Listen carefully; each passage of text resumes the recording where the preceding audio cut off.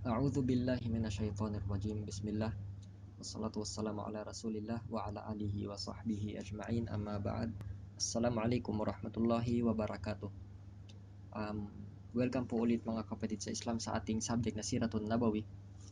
Sa huli nating klase ay tinalakay natin ng maikling pagtalakay ang linguistic meaning ng sira at ganoon din ang mga fadail o kabutihan na nakapaloob sa pag-aaral nito. Ngayon, bilang alinsunod sa ating aklat na ginagamit as reference, ay papasok na tayo sa chapter 1 na pinamagatang The Arabian Peninsula Before Islam. Of course, mahalaga ito sa pag-aaral ng sira, pero inshallah na hindi muna natin babanggitin dahil ilalagay natin yun sa bandang huli ng session na ito inshallah. Para sa kaalaman ng lahat, ang salitang peninsula ay galing sa salitang hindi ako sure sa pronunciation niya, pero siya ay spelled as Paene. So maybe paene at insula. At ang kahulugan ng dalawang salitang ito ay sa English ay almost an island o halos isla. At ano nga ba yung meaning ng peninsula? Dahil madalas pag nag-aaral tayo ng sira, binabanggit yung Arabian Peninsula, Arabian Peninsula. Ano nga ba yung meaning ng peninsula?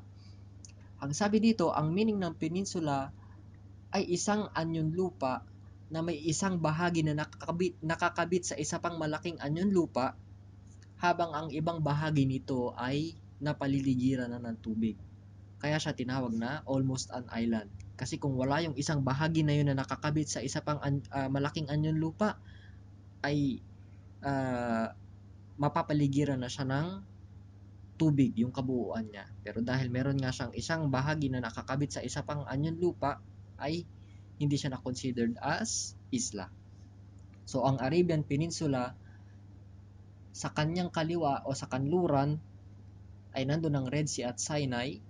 Sa kanan naman o sa silangang bahagi ay ang Arabian Gulf. Sa ibaba o sa timog ay ang Arabian Sea.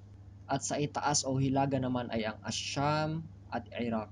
Isa sa mahalagang detalye na dapat nating malaman, ang geographical position ng Arabian Peninsula ay naging beneficial para sa Arabian Peninsula.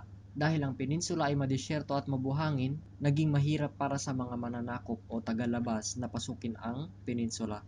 Samantalang naging malaya naman at tahimik ang pamumuhay ng mga tao sa loob, sa kabila na katabi lang nila yung dalawang naglalakihang empire noon, at yun ay ang Persian at Roman Empire. Sa kabilang banda naman, yung outer settings naman ng Arabian Peninsula, naging dahilan naman ang mga dagat at lupa para maging link sa iba pang nasyon noong panahon na yon. Next subtopic ay ang sistema ng pamumuno ng mga Arab. Dalawa yung uri ng pamumuno ng mga Arab noong unang panahon. Ang una ay yung mga crown kings o yung mga hari na makikita lang sa Yaman, Hira at Ghassan. Tatlong lugar lang merong crown kings o yung mga hari noong panahon na yon. Maliban sa kanila ay bumabagsak na dun sa pangalawang uri ng pamumuno, at yun ay ang mga pinuno ng mga tribo. So halos parehas lang yung privilege ng mga hari at yung mga head ng mga tribes. Pero considered pa rin as nasasukupan yung mga head of tribes ng mga crown kings. So kung sa isang lugar ay merong crown king at merong pinuno ng tribo, ay magiging mas mataas ang crown king kaysa dun sa head of tribe. Ang Arabia noon ay binubuo ng napakaraming tribo, at ang bawat mga pinuno nila ay may privilege na halos katulad ng mga crown kings. Pagdating sa mga pinuno ng Hijaz o yung modern day Saudi Arabia, sila ay may unique na uri ng pamumuno na wala sa mga leader ng ibang lugar. Dahil bukod sa pagiging secular leaders, sila ay kinikilala din bilang mga religious leaders sa pamamagitan ng pag-aasikaso sa mga pangangailangan ng Kaaba at ng mga bisita nito. According dun sa book ay dapat talakayin natin yung religion ng mga Arab, pero magiging mahaba itong topic na to. Inshallah mag-skip tayo at pupunta tayo doon sa ekonomiya ng mga sinaunang Arab. Bago dumating ang Islam, ang number one means ng pamumuhay ng mga sinaunang Arab ay ang pangangalakal. At hindi tutuloy ang isang caravan maliban may tiyak na ligtas na daan o ruta yung kanilang kalakal, at may maayos din silang relasyon sa mga tribo na dadaanan ng kanilang mga ari-arian. Dalawang bagay na mahirap makita noon sa mundo ng Arabia. Maliban sa panahon ng mga sumusunod. Una ay ang ukaz. Sa panahon ng ukaz ay ito ay nagaganap sa buong buwan ng Shawwal. So sa panahon ng Shawwal, sa panahon ng ukaz ay walang masyadong pagdanak ng dugo na nangyayari. So in good terms ang mga Arab nito at walang masyadong raiding na nangyayari sa mga caravan. So safe silang maglakbay. Pangalawa ay ang Mijanna at ito naman ay sa unang 20 araw ng Zulqa'dah. At pagtapos nito ay ang Dhil-Majaz. Ito naman ay natatapos hanggang pagdating ng Hajj.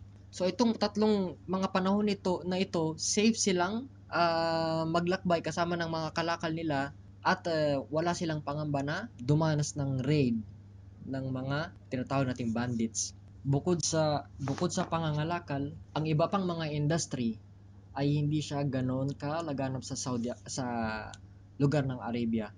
Of course, may mangilan-ngilan na matatagpuan katulad ng pananahi at paggawa ng leather sa Yaman, Hira at border ng Syria.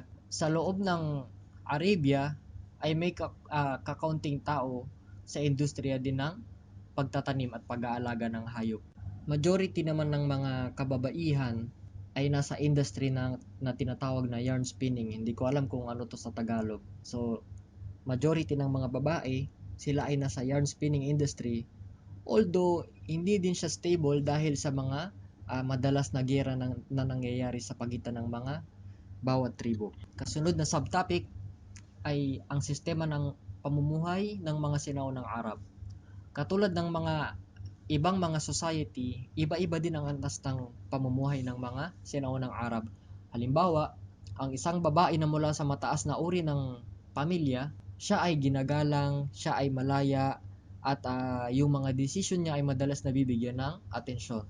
At aabot talaga sa pagdanak ng dugo yung sitwasyon para lang sa dangal ng taong galing sa mataas na antas. Yung kontrol ng kontrata sa nikah ng babaeng galing sa mataas na pamilya ay nasa kamay ng kanyang guardian. So, parang kumbaga safe yung lagay ng isang babae kung siya ay papasok sa akdun nikah.